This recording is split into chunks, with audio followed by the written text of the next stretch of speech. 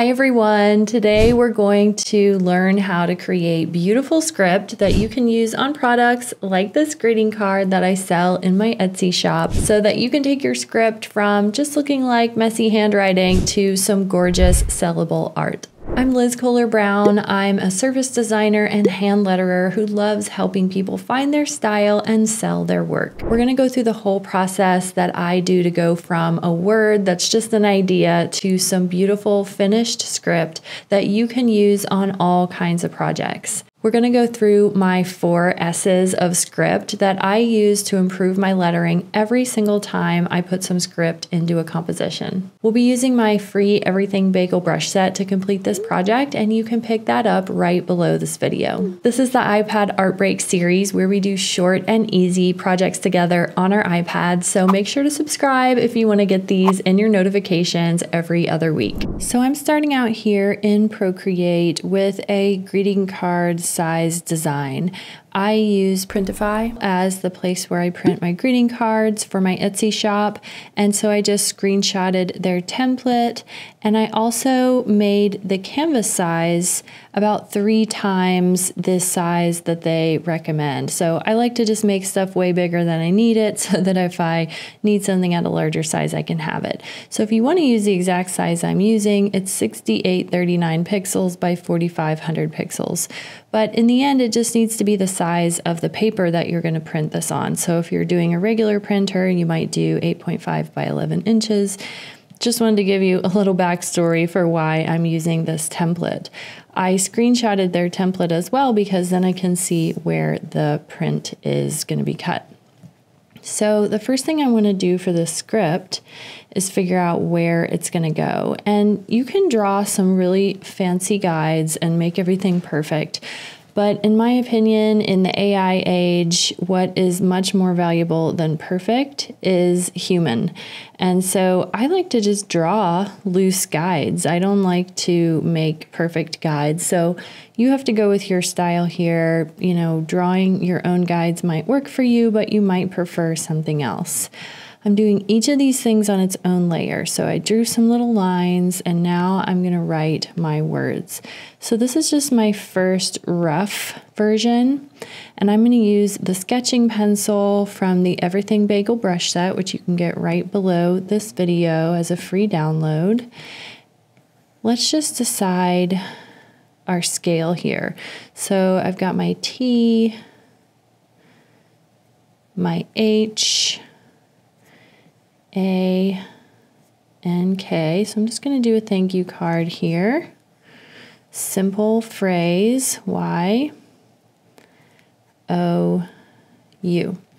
Now, this isn't perfect. Of course, it doesn't need to be perfect because we're going for human, not perfect, but there are definitely some things we can do to improve it. So once you get to this stage, it's time to assess your lettering. So I'm going to pull up the Photos app here because I have screenshotted a page from my script workbook. So you can get the script workbook in my script class, which I'll link right below this video. But for now, all you're going to need is this image here that I'm showing you. So the first thing we're going to do is check the slant. So slant is the #1 issue where, you know, the B's pointing this way, the D's pointing this way, the A's pointing up. What you want is for all of the straight up and down parts of your letter to follow the same guides. So for that, of course, we need some guides. So let's go to the Actions menu, turn on Canvas, Drawing Guide, Edit Drawing Guide. Let's turn on the 2D grid and reduce the opacity of that a little bit. Then you'll see this little green bar that you can just turn to determine your slant. So where do we want that slant to be? How about just a slight slant? I think you can see it's just a tiny bit to the right. You can go as extreme as you want here, but the point is that you want to stick to the same slant. So let me get a bright color so we can go through together and just check this. So look how this is going almost sideways. So that needs to go straight down our slant. So I'm just going through and being aware of where are those little marks that go straight up and down. See how crooked my Y is? That needs to go that way. That needs to go that way. So the more you do this process, the more you'll just naturally get the hang of fixing your script as you draw it. But of course, in the beginning, you need some sort of system to check yourself. Let's get a different color to check the second part of our script, and that is going to be your shapes. You have to choose here. Are you doing a big circle? Are you doing a skinny oval? What is the shape of your lettering? If you do a shape that is a big circle here, let's do a big circle for this A, and then swipe left to duplicate it, that's going to be a different version down here. So you want to make sure that you're sticking with the same shapes, and even your little K should kind of be reminiscent of that shape. It doesn't have to be exactly that shape, but you're choosing your shape and you need to stick to it. So look how my U is so skinny. It should be this wide open shape. So that's going to be more like my U. So I'm being aware of my slant and I'm being aware of my shape. The next thing we need to be aware of is slices. Slices is where you basically cut off a part of your letter. So I didn't have a full circle here. It got sliced. Or I didn't finish off the shape of the H here. That got sliced. So we're trying to just not slice our shapes. If you draw a B, you don't want to lose that important part of your B, right? B should have a full circle beside it. So that's what we're looking for. I don't think I have any of those here. The only thing I see is that my N is kind of squished. It's not a slice, it's a squish. So that N is about half the size that it needs to be.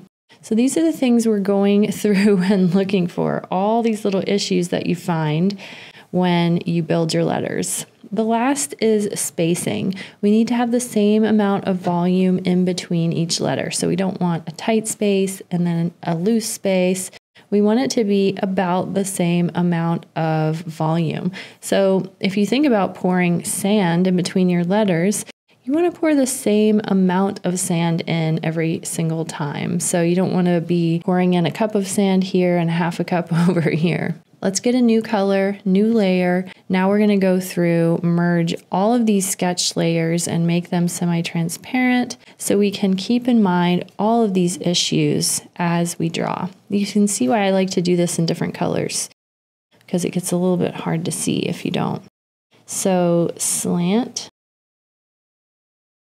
and slant, not slicing, doing a full shape here, not slicing this A, making my N way bigger.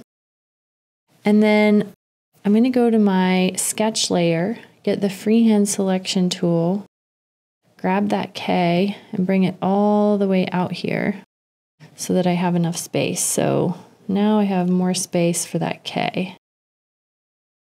A more rounded shape. Before it was tight, but I'm trying to get this round, round, round feel. And then let's do the same thing for the Y. The Y has this tight little oval shape, but if we're going round, let's go all the way round. And why not just loop that around? Y-O.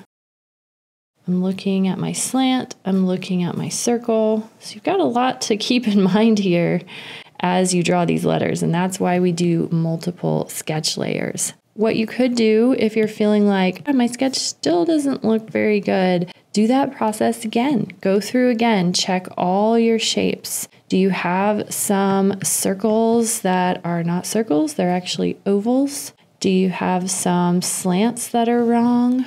I like to just draw a circle and go through and check everybody. Are you all perfect circles?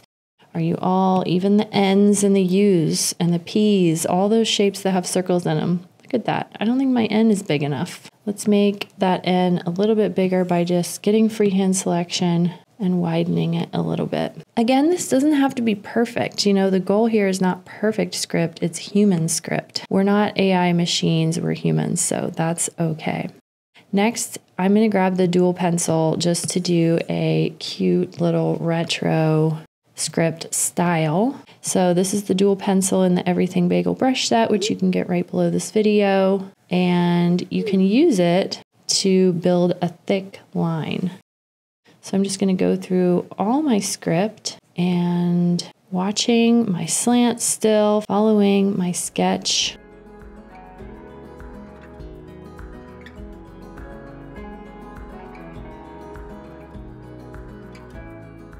And I went off the script a little, you know, I didn't follow my sketch perfectly the whole time because it just ended up feeling a little bit too tight in there. So sometimes you make adjustments as you work. I'm going to turn off the grid now so it's easier to see everything. And then I'm going to highlight everything and just make it a smidge smaller. I like to have a little bit of border around my work.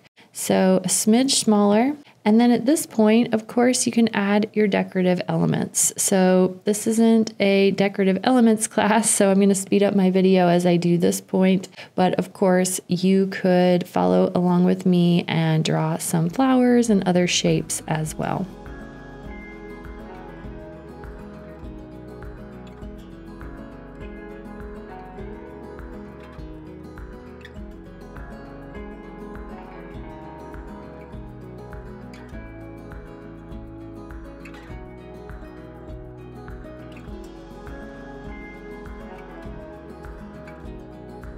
So there we go. We have some cute flowers that tuck right into all the nooks and crannies of our script. So it just gives this nice flowing feeling. And of course, then we want to add some kind of color on top of this. You can do this in any way you'd like, but here's an example for how I like to finish off my cards. I'm going to direct you to a blog post right below this video where I show my whole process for creating these cards, but it essentially starts with this process, perfecting your script so that you can create some interesting compositions on the page. So I hope you enjoyed drawing some script with me and improving your script. Please share your work with me. I want to see it on Instagram. Tag me so I can take a look at your script, and you can ask me any questions if you're still having some doubts. Remember, you can pick up my 4 S's of script and the whole script workbook with quote ideas and 3 step-by-step script styles in my hand lettering script class. This workbook is full of ideas for improving your script, so if you feel like your script is just not there yet, this is a great place to go.